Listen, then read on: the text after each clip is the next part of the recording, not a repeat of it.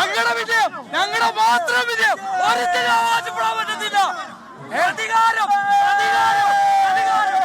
ഒരു കാര്യം പറയാം, ഇതാണ് പ്രതികാരം. വിയോരത്തിന്റെ വില്ലേജിന്റെ പ്രതികാരമാണിത്. ഇതാണ് വിയോരം. അടിക്കുന്നോണ്ട് അടിച്ചിരിക്കും. കഴിഞ്ഞ പക്ഷേ വ്യക്തമായ ഞങ്ങൾ അടിച്ച നമുക്ക് അപ്പോൾ അടിച്ചിട്ട് പോയി.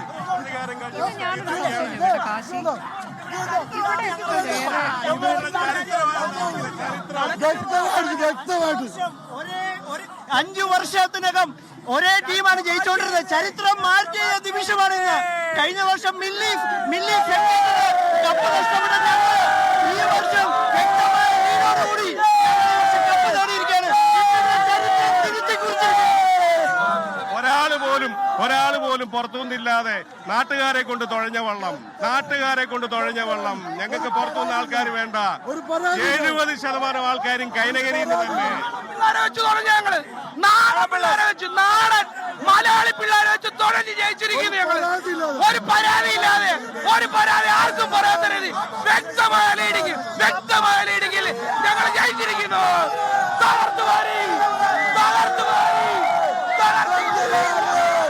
ഞങ്ങളുടെ കഷ്ടപ്പാടിന്റെ ഫലമാണ്. ഞങ്ങൾ കഴിഞ്ഞ വർഷം ഇവിടെ വിഷമിച്ചിട്ട് പോയിട്ടുണ്ടെങ്കിൽ മൈക്രോ സെക്കൻഡും മില്ലി സെക്കൻഡും ഒരു ഉത്തരവില്ലെന്ന് ഞങ്ങൾ കഷ്ടപ്പെട്ട് ജയിച്ചു. ഞങ്ങളെ നഷ്ടപ്പെട്ടതാ. അടിക്കും പ്രതികാരം അടിച്ച് ഇത്തവണ മൈക്രോ സെക്കൻഡില്ല, വ്യക്തമായി അടിച്ച്. ഒരു വള്ളപ്പാടിന് അടിക്കുമെന്ന് ഞങ്ങളോട് പറഞ്ഞതാ. എല്ലാ വള്ളത്തിനും ഒരു വള്ളപ്പാടിന് അടിക്കുമെന്ന് പറഞ്ഞതാ. തൂത്തുവാരിയിട്ട് അടിച്ചിട്ടുണ്ട്. തൂത്തുവാരിയിട്ട്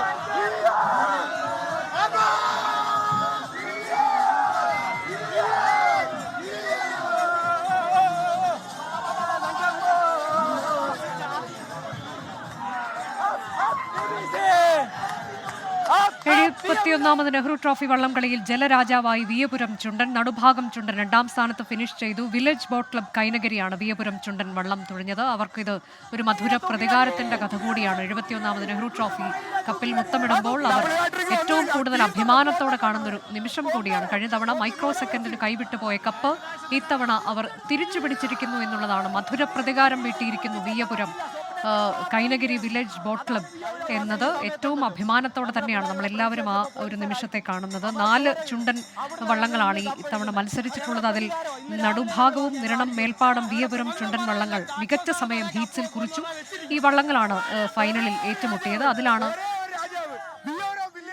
വിയപുരം ഇപ്പോൾ ജലരാജാവായി മാറിയിരിക്കുന്നത്. അവരുടെയൊക്കെ ആഹ്ലാദ പ്രകടനത്തിന്റെ തത്സമയ ദൃശ്യങ്ങളാണ് കാണുന്നത്. കഴിഞ്ഞ തവണ മൈക്രോ സെക്കൻഡിന് കൈവിട്ടുപോയ കപ്പ് പിന്നീട് അത് കോടതിയിലേക്കൊക്കെ എത്തി.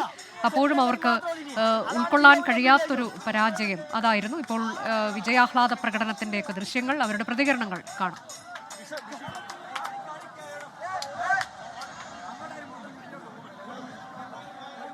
മനീഷ് പറയൂ, എന്താണ് അവരുടെ വലിയൊരു ആഹ്ലാദം? അത് ആ ആഹ്ലാദം എന്നുള്ളത് നമ്മൾ എത്ര പറഞ്ഞാലും അത് തീരില്ല. അത്ര സന്തോഷത്തിലാണ് അവർ എന്ന് നമുക്കറിയാൻ കഴിയുന്നുണ്ട്.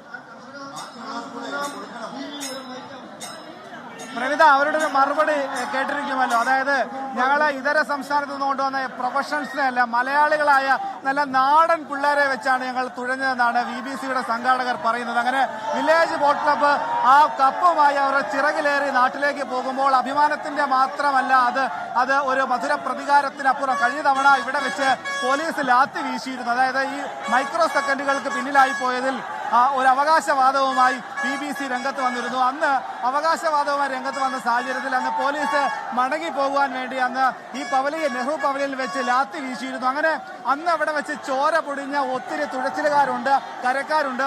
ആ ചോരയുടെ അർത്ഥമാണിത്. ആ ചോരയ്ക്കുള്ള മറുപടിയാണ് ഈ വില്ലേജ് ബോട്ട് ക്ലബ് ഇപ്പോൾ നൽകുന്നത് എന്നാണ് നിലവിൽ പറയുന്നത്. അങ്ങനെ വിയപുരത്തിലൂടെ ആകാശത്തിനപ്പുറത്തേക്ക് ആ കപ്പുമായി എത്തുന്നു. ആ രഥത്തിലേറി അവർ വിയപുരത്തേക്ക് എത്തുമ്പോൾ അങ്ങനെ കുട്ടനാടിന്റെ മടിത്തട്ടിലേക്ക് വീണ്ടും ഇതാ വെള്ളിക്കപ്പ് എത്തുന്നതിന്റെ അഭിമാന നിമിഷമാണ്. സന്തോഷത്താൽ മുഖവിരുദ്ധമാണ് ഇന്ന് കൈനകരി. അങ്ങനെ കൈനകരിയും വിയപുരവും കൂടി ഈ ക്ലബും ചുണ്ടനുമായി ഒന്നിക്കുന്നു എന്ന പ്രത്യേകത കൂടിയുണ്ട്. അങ്ങനെ 2 തവണ, ഇതിനു മുൻപ് 2 തവണയാണ് വില്ലേജ് ബോട്ട് ക്ലബ്ബ് ഈ കപ്പ് നേടിയിട്ടുള്ളത്. ഇത് 3ാം തവണയാണ്. കഴിഞ്ഞ തവണ ഉണ്ടാക്കിയ നിരാശയ്ക്ക് അതിനിരട്ടി മധുരം നൽകുന്ന ഒരു കാഴ്ച കൂടിയാണ് നിലവിൽ കാണാൻ സാധിക്കുന്നത്. അതാണ് പുന്നമടയിൽ വീരനായി വിയപുരം മാറിയിരിക്കുന്നു. വിയപുരമാണ് ജലരാജാവ്. അവർ കപ്പിൽ മുത്തമിടുമ്പോൾ അവർക്കിതൊരു മധുര പ്രതികാരം വീട്ടൽ കൂടിയാണ്. വിഷ്ണു സുരേഷ് കൂടിയുണ്ട്. വിഷ്ണു, ഇതിപ്പോൾ 2ഉം 3ഉം സ്ഥാനക്കാർ 6 എന്നത് ഇന്നിപ്പോൾ ഔദ്യോഗികമായി പ്രഖ്യാപിച്ചിട്ടില്ല എന്നാണ് മനസ്സിലാക്കാൻ കഴിയുന്നത്. ചില പരാതികൾ വന്നിട്ടുണ്ട്. നടുഭാഗം ചുണ്ടനുമായി ബന്ധപ്പെട്ട് അന്യസംസ്ഥാന തൊഴിലാളികളാണ് അതിൽ ഭൂരിഭാഗവും ഉണ്ടായിരുന്നത് പരാതി നൽകിയിട്ടുണ്ട് മറ്റ് ക്ലബ്ബുകൾ.